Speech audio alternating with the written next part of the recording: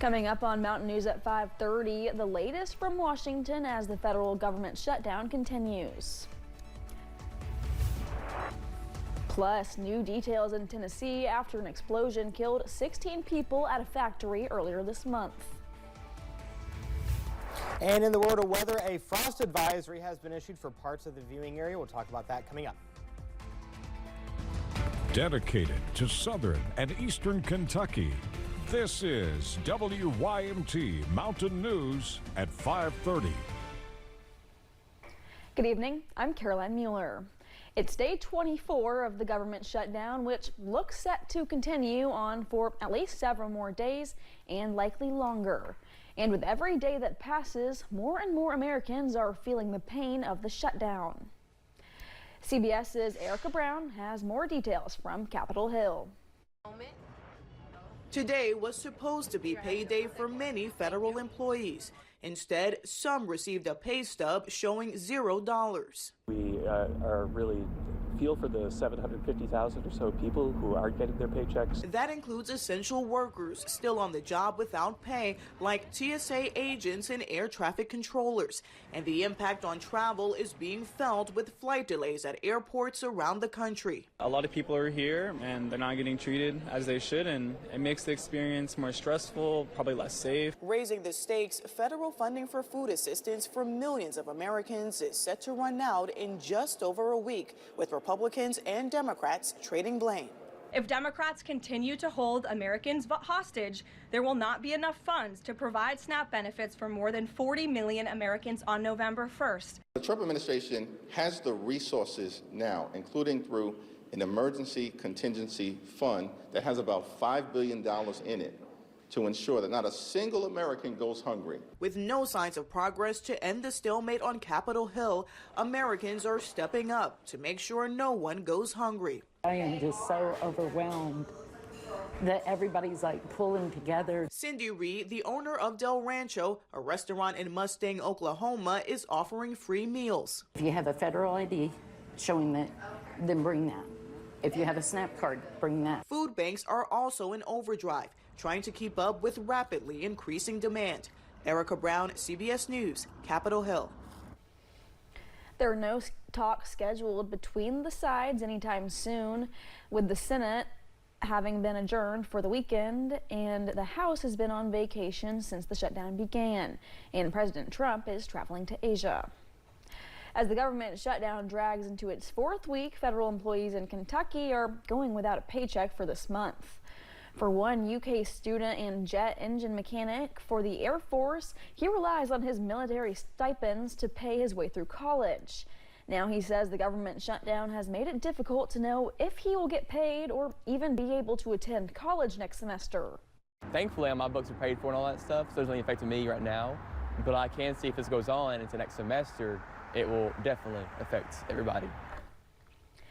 This situation is not affecting just the military. It's also impacting other federal workers, including those at airports.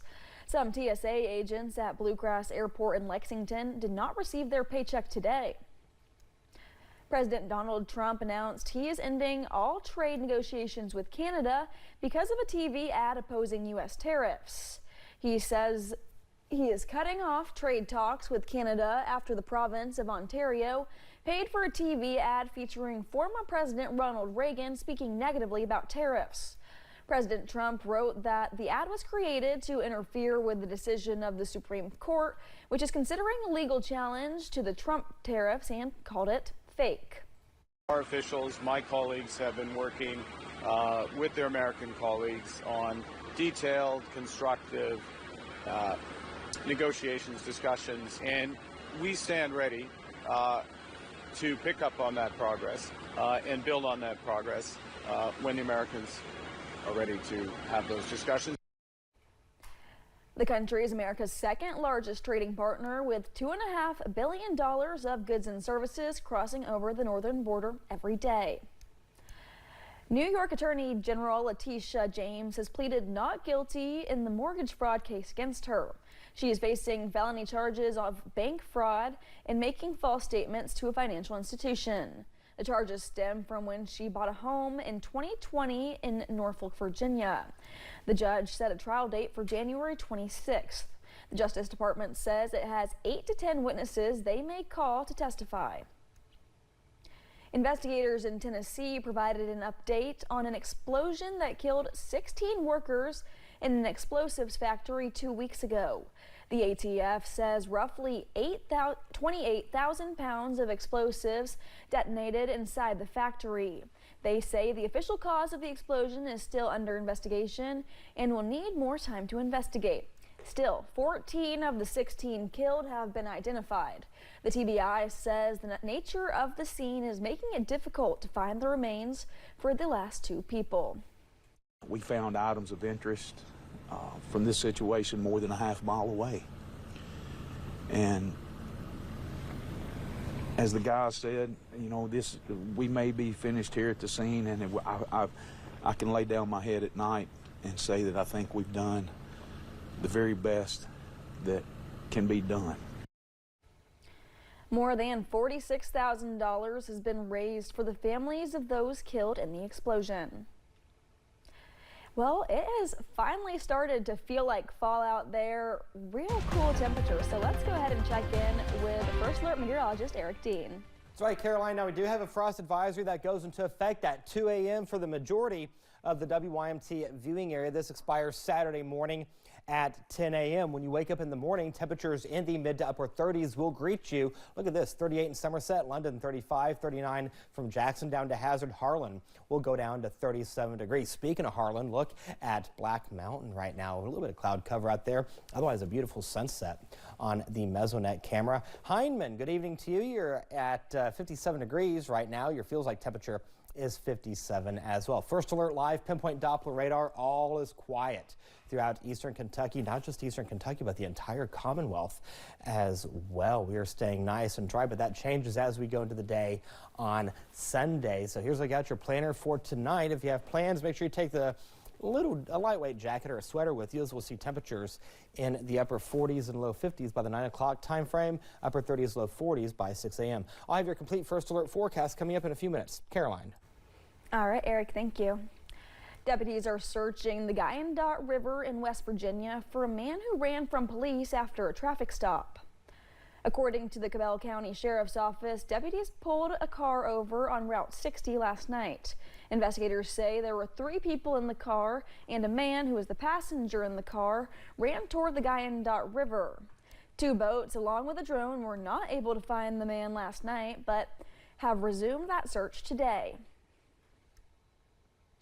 Governor Andy Beshear is facing more questions about the future of the death penalty in Kentucky. There hasn't been an execution in the Commonwealth since 2008. During his Team Kentucky briefing yesterday, the governor was asked if he would sign a death warrant for Ralph Bays. Bays has been on death row for 3 decades, convicted of killing a sheriff and deputy. Governor Beshear says there are still things holding up a possible execution. Right now, Kentucky does not have the necessary drugs that would be required to carry out any execution if one went forward, and the companies are saying that they won't provide it. Beshear says other states have not been able to acquire the necessary drugs either. Attorney General Russell Coleman has offered to help with that effort. Coming up on Mountain News at 5:30, we find out if a product designed to hang clothes is unbreakable and versatile. And in the world of weather, all is quiet now, but shower chances are in the forecast. Details coming up.